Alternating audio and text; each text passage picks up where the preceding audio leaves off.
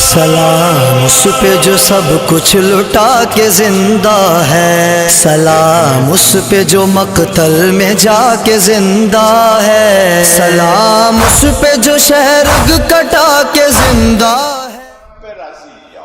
خدایا او رو رضی قرار بده. اون وقت این رضی رو ببین توی میدان کربلا تو قتلگاه الهی رزن به قضایه تسلیما لامره. خطاب آمد یا زکریا انا نبشرک بغلام اسمه یحیی. چقدر شباهت به بین حسین و یحیی. از آن طرف زکریا عاشق میشه، عاشق حسین دیگه. خدایا یه بچه به من بده مثل حسین سربریده. وقت امام حسین روز عاشورا یک اعلان میکنه من حرام الدنیا علی الله ان رأس یحیی بن زکریا اهدی الی بقیه من بقایا بنی اسرائیل.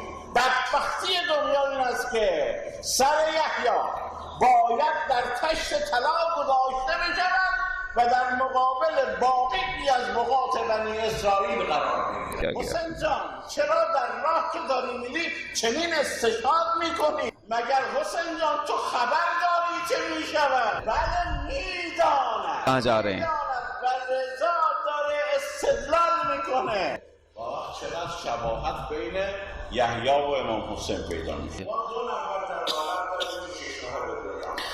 یکی جناب یحیی بن یکی هم جناب عبدالله. حسین آن یک کتاب دشت امکان، حسین آن مقتدای تشنکامان، زبش شوق شهادت در سرش بود، ره نوماهه را ششماهه پیدا. الله اکبر. دو اینکه شقی‌ترین مردم در مقابل جناب زکریا و شقی‌ترین در مقابل عبدالله کمال پہ تھے. بالاترین سر یحیی و حسین در مقابل طاغوت. میدانید جناب زکریا، جناب یحیی و جناب عیسی پسرخاله بودن.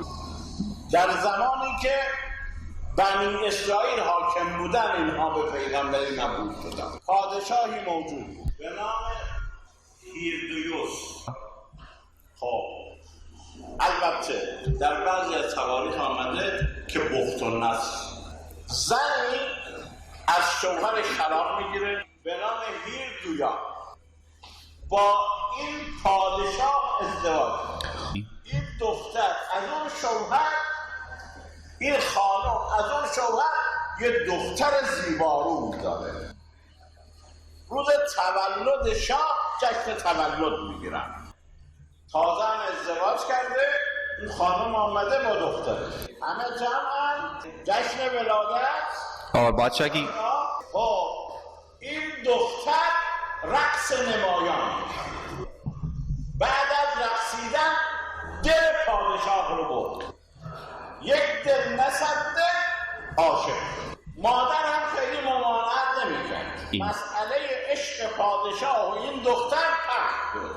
اینجاست که یک پیغمبر، یک نبی احساس مسئولیت در مقابل طاغی و یاغی ایستاد. جناب یحیی 30 ساله بوده. ایستاد گفت خلاف شریعت عیسی، خلاف شریعت موسی، مصلحت مملکت نیست که پادشاه مملکت زنباره بشود. اگر بنا باشد پادشاه چنین کند مردم چه خواهند کرد؟ به عنوان امر به معروف و نهی از منکر در مقابل شاه ایستاد.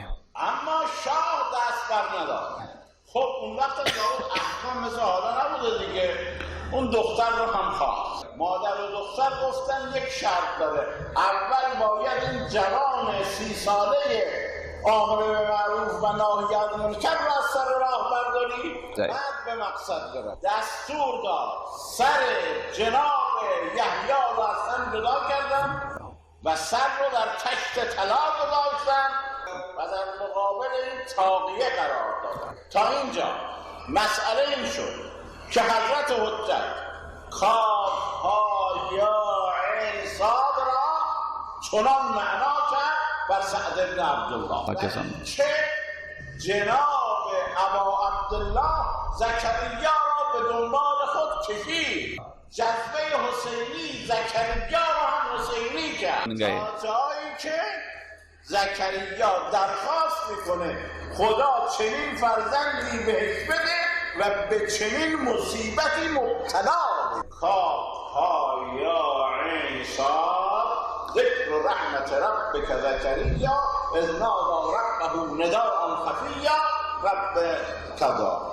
सलाम उन पे जो थे सब्र और शुक्र का पैकर, सलाम उन पे जो परदेस में लुटे आकर।